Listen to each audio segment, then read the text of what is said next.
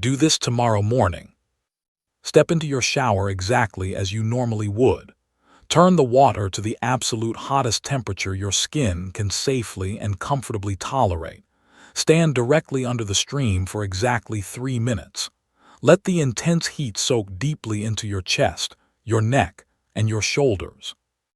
Now do not step out. Do not turn the water off. Reach forward, grab the dial, and violently turn it to the absolute coldest setting your plumbing will allow. Do not flinch away. Step forward. Let the freezing water hit the exact center of your chest and the base of your neck. Hold that position. Grip the walls of the shower if you have to. Stand in the freezing water for exactly 60 seconds. Pay absolute, hyper-focused attention to exactly what is happening inside your physical body the second that cold water hits your skin. Feel the immediate, violent shock to your entire nervous system. Notice the massive, involuntary gasp for air as your diaphragm violently spasms. Notice how your breathing becomes rapid, shallow, and almost impossible to control for the first 10 seconds. But go deeper than the lungs.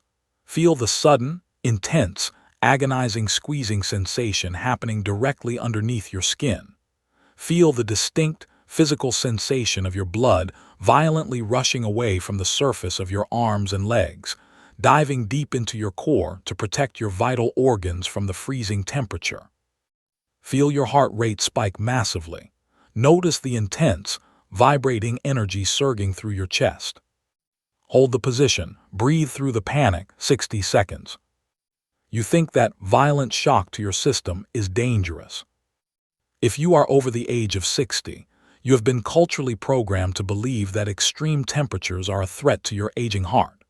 You believe that your cardiovascular system is fragile.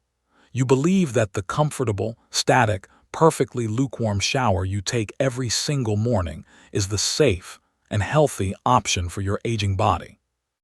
You are entirely, catastrophically wrong. That comfortable, single-temperature shower is not keeping you safe. It is the exact, specific reason your cardiovascular system is rapidly decaying. The violent shock you just felt, the gasp, the squeezing of the skin, the spike in your heart rate, was not a heart attack. It was not a failure of your biology. It was your blood vessels performing the single most important physiological exercise they are capable of. An exercise that you have deliberately prevented them from doing for decades. And right now, across 4 distinct, heavily researched layers of cardiovascular physics and biology, I am going to show you exactly why a comfortable shower is destroying your heart, and why the ancient Romans held the absolute biological cure. Layer 1 is the physics of your blood vessels. You have been taught to think of your blood vessels as static, inanimate plumbing, like PVC pipes running through the walls of a house.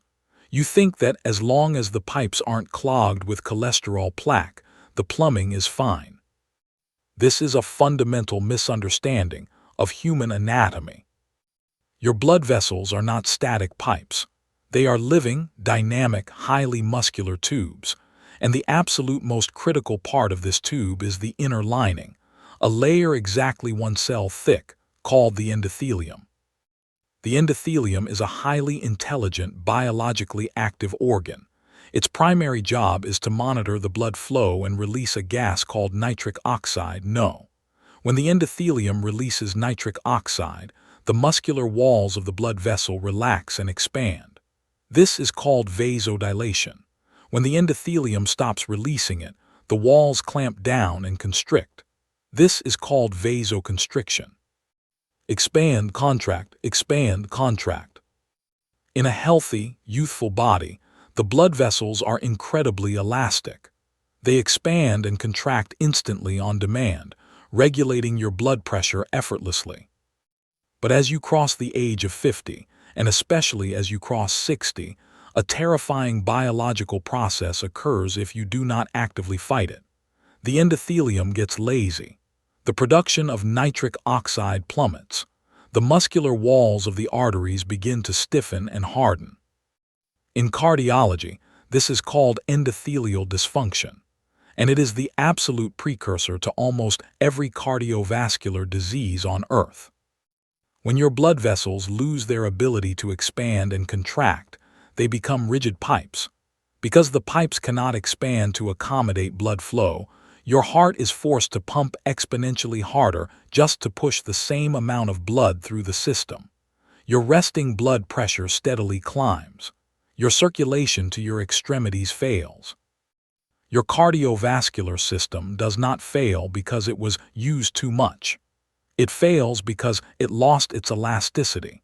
It fails because the endothelium forgot how to move. So, how do you force the endothelium to remember how to move? How do you exercise a blood vessel? You cannot lift weights with an artery.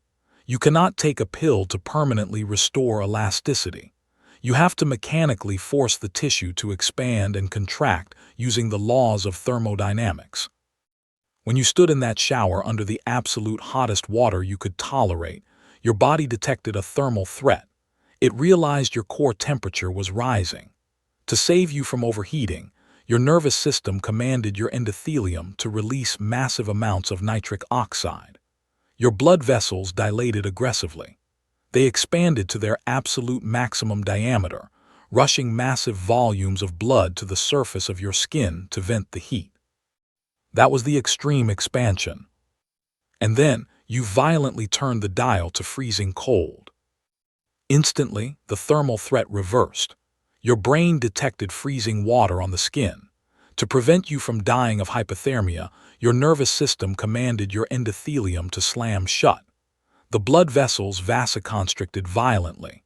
They clamped down to their absolute minimum diameter, squeezing the blood away from the skin and forcing it deep into the core to keep your organs warm. That was the extreme contraction. Extreme vasodilation, extreme vasoconstriction, expand, contract.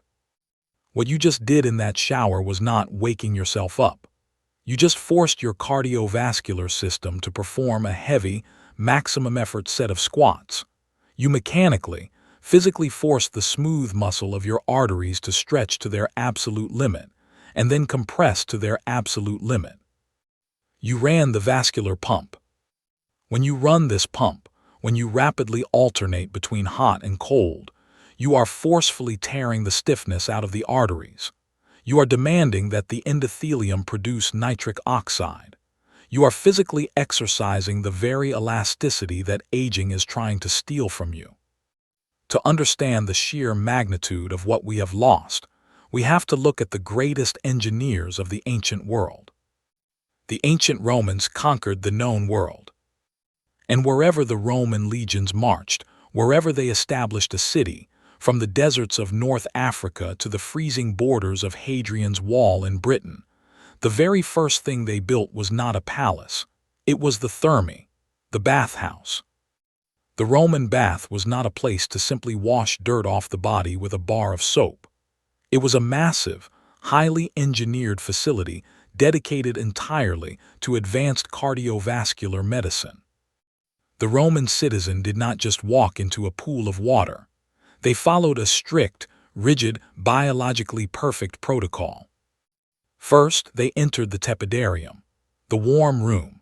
Heated by a massive underground hypocaust system, this room gently warmed the body, slowly raising the core temperature and prepping the cardiovascular system for the stress to come. Second, they moved into the caldarium, the hot room. This was a blazing hot, steam-filled environment. Here, the extreme heat forced massive vasodilation. The pores opened. The heart rate climbed. The blood vessels expanded to their absolute maximum physiological limit, flushing the skin with blood and inducing a heavy, detoxifying sweat. Finally, immediately after the extreme heat of the caldarium, they walked directly into the frigidarium, the freezing cold plunge pool. They submerged their overheated, fully vasodilated bodies into freezing water. The shock was instantaneous. The blood vessels slammed shut. The massive vasoconstriction forcefully pumped the blood back into the core, squeezing metabolic waste products out of the tissues and violently exercising the endothelium. Tepidarium, caldarium, Frigidarium, warm, hot, freezing. The Romans did not understand the molecular biology of nitric oxide. They did not possess ultrasound machines to measure flow-mediated dilation. They did not need to. They understood the physics of the human body. They understood that exposing the body to extreme temperature contrast was the ultimate mechanism for building an indestructible, resilient, highly elastic cardiovascular system. They ran the vascular pump every single day. Now, look at the biological tragedy of the modern morning routine. We invented indoor plumbing. We invented the mechanical water heater. We invented the thermostat. And what did we do with these miraculous engineering achievements? We created a tiny fiberglass box where you stand perfectly still, staring at a wall, under a stream of water that is perfectly engineered to match your exact, comfortable body temperature. There is no thermal challenge. There is no shock. There is no extreme expansion. There is no extreme contraction. You step into a lukewarm shower, you wash your hair, and you step out. By eliminating the extremes of hot and cold, we placed our cardiovascular systems in a permanent, comfortable, temperature-controlled cast. When you break your arm and the doctor puts it in a plaster cast, what happens to the muscle? Without movement, without stress, without contraction, the muscle physically withers. It shrinks. It atrophies. When the cast comes off 6 weeks later, the arm is pathetic, weak, and stiff. You have put your blood vessels in a thermal cast for the last 40 years. You never expose them to extreme heat, so they never fully vasodilate. You never expose them to extreme cold, so they never fully vasoconstrict. The endothelium is never forced to work. The smooth muscle of the artery is never forced to stretch. Because you eliminated the thermal stress, your cardiovascular system is actively atrophying. The rigidity in your arteries, the creeping high blood pressure, the poor circulation in your hands and feet, this is not just getting old.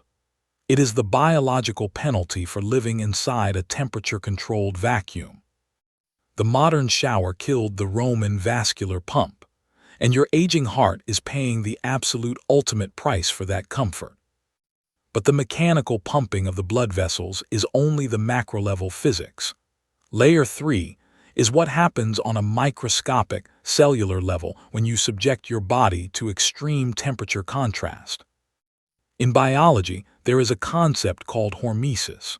Hormesis is the principle that a mild, acute, temporary stressor actually triggers the body to grow stronger, more resilient, and biologically younger.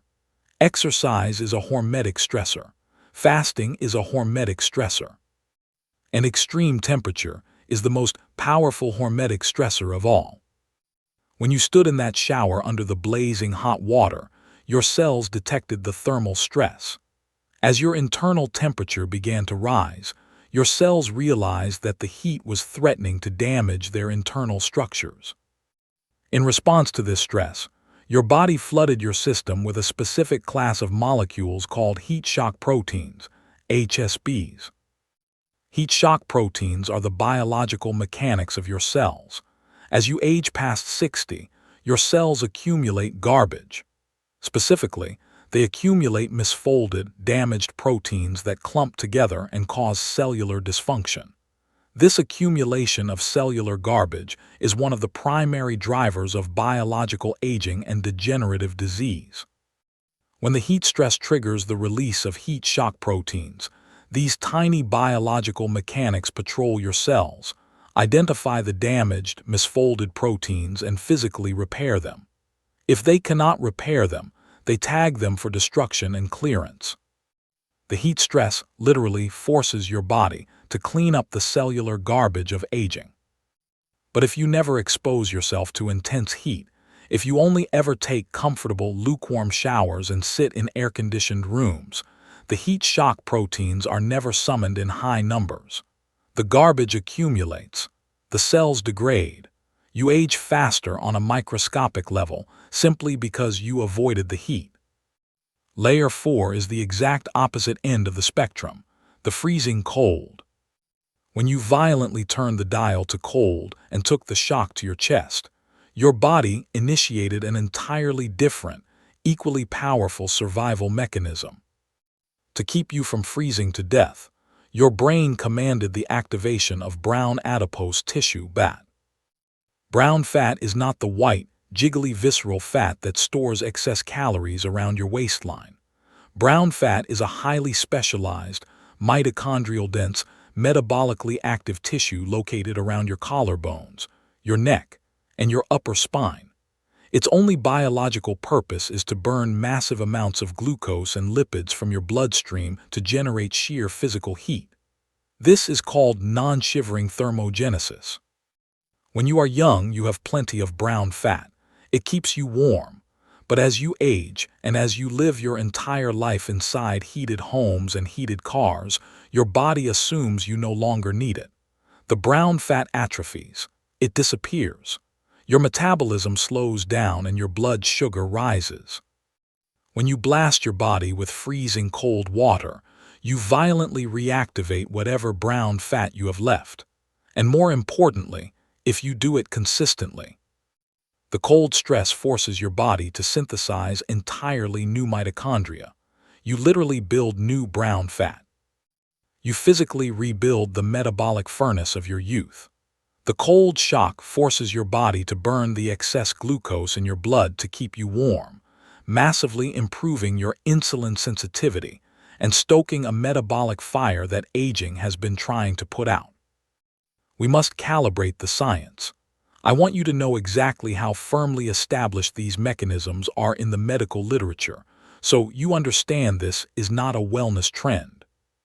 Endothelial dysfunction and the loss of arterial elasticity as the primary driver of cardiovascular aging is the absolute bedrock of modern cardiology.